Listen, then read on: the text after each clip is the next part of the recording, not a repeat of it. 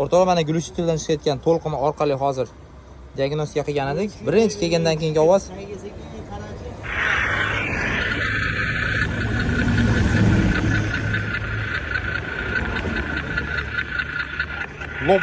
lop aytib ishlayapti. Endi hozirgi holatni ko'ramiz. Hozirgi mashinaga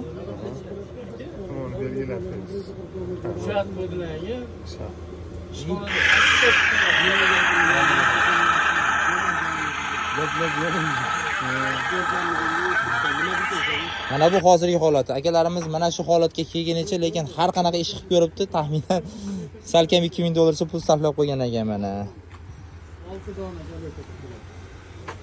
İçiler çıktı mı? Hayır. Zor.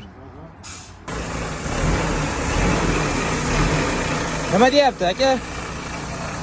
Yuraman deyapti, nimadir aka. Yuraman deyapti.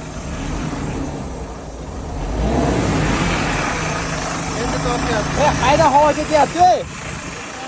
Qoldi.